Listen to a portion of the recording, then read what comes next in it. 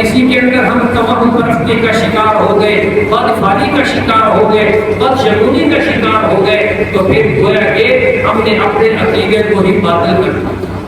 اسلام میں کسی چیز کی نحوست کا کوئی تصور نہیں۔ اسلام واضح طور پر یہ اعلان کرتا ہے کہ کسی چیز میں نحوست نہیں، نہ کسی مرد میں، نہ کسی عورت میں، نہ مکان میں، نہ دکان میں، نہ گھر میں۔ نحوست انسان کی بدعمالی میں ہے، اس کے علاوہ کسی چیز میں نحوست نہیں ہے۔ خامخواہ ہم نے نظریات بنا لیے ہیں اور بدشگونی اور بدفعلی لے کر ہم اس انداز میں فیصلے کرتے ہیں گویا کہ اللہ تعالیٰ نعوذ باللہ موجود ہی نہیں، یہ اس کی طاقت ہی موجود نہیں ہے۔ اگر مسلمان اللہ کی طاقت کو مانتا ہے تو پھر اس کا مطلب یہ ہے کہ ساری طاقتیں کل بھی اللہ کے پاس تھی، آج بھی اللہ کے پاس ہے۔ ہر چیز کا خالق اور مالک اللہ ہے، ہر چیز کے نفع نقصان کا مالک اللہ ہے۔ عزت ذلت اسی کے قبضے میں ہے، کامیابی ناکامی اسی کے قبضے میں ہے۔ کوئی شفا دیتا ہے، کوئی بیمار کرتا ہے، اس نے دنیا کے حوالے کوئی چیز نہیں کی ہوئی، ساری طاقتیں اس کے پاس ہیں۔ آج لوگ بیمار ہو جاتے ہیں، بوڑھے ہو جاتے ہیں، اپنے اختیارات اپنے بچوں کو تفویض کر دیتے ہیں، اپنا جانشین بنا لیتے ہیں۔ اللہ کا کوئی جانشین نہیں ہے، نہ وہ بوڑھا ہوتا ہے نہ وہ تھکتا ہے، وہ تمام چیزیں کل بھی اس کے قبضے میں تھی، آج بھی اسی کے قبضے میں۔ وہ وہی خالق مطلق ہے، وہی قادر مطلق ہے، اسی پر اعتماد کرنا چاہیے، اسی پر توکل کرنا چاہیے اور اسی پر یقین رکھنا چاہیے۔ یہ ہے مومن کا ایمان جو مطلوب ہے۔ لیکن آپ دیکھیں کہ ہمارے معاشرے کے اندر بڑے بڑے نظریات چل رہے ہیں کہ سفر کی شادی صفر ہوتی ہے۔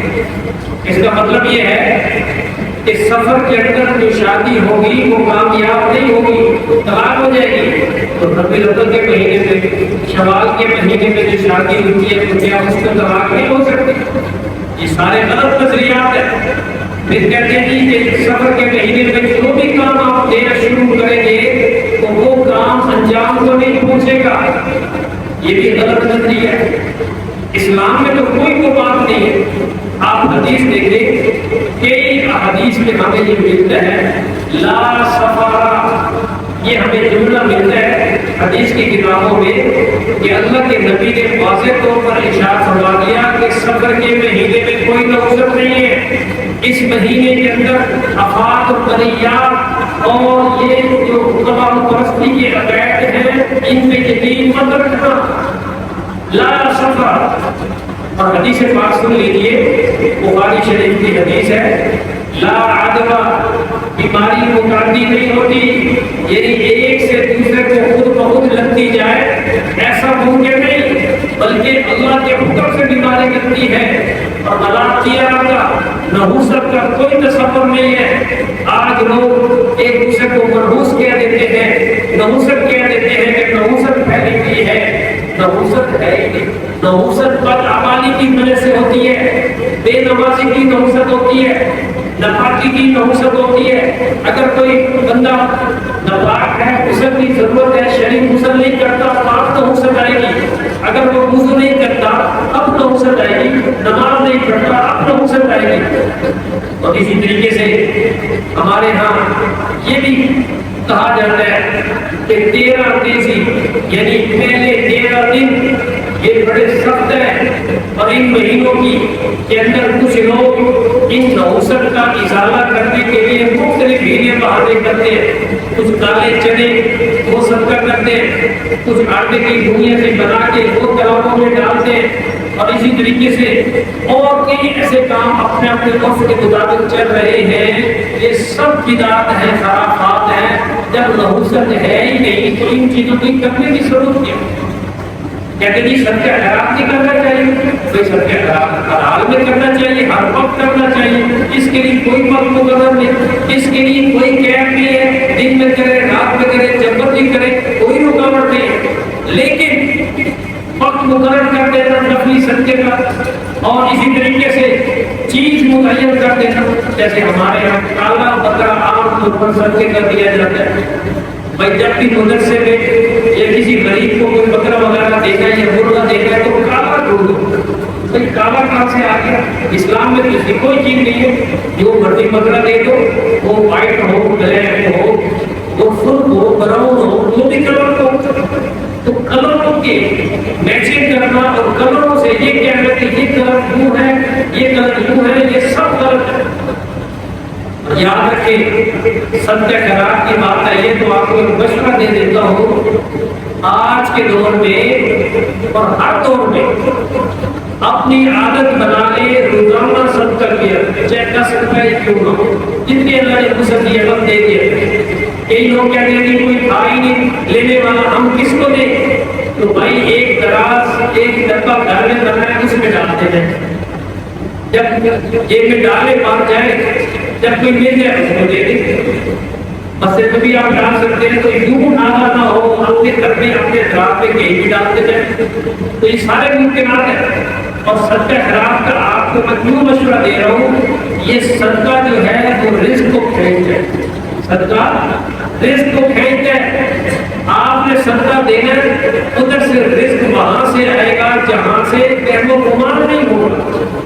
تو صدقہ دے. نبی کریم علیہ السلام نے حضرت بلال کو فرمایا تھا انفق یا بلال، اے بلال اللہ کے راستے میں خرچ کر اور اللہ سے مت ڈر.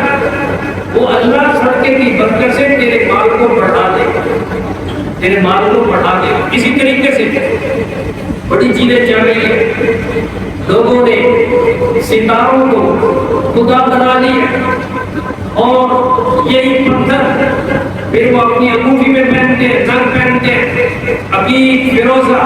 اب وہ سمجھتے ہیں کہ اس کے بڑے اثرات ہوتے ہیں. ایک بندہ کہنے لگا جی کہ آپ کہتے ہیں کہ اس کے کوئی اثرات نہیں ہے، لیکن جب میں وہ نگ پہنتا ہوں نا تو میرے طبیعت اور جسم میں اثرات ہوتے ہیں. تو آپ کو کہتے ہیں کوئی اثر نہیں ہوتا.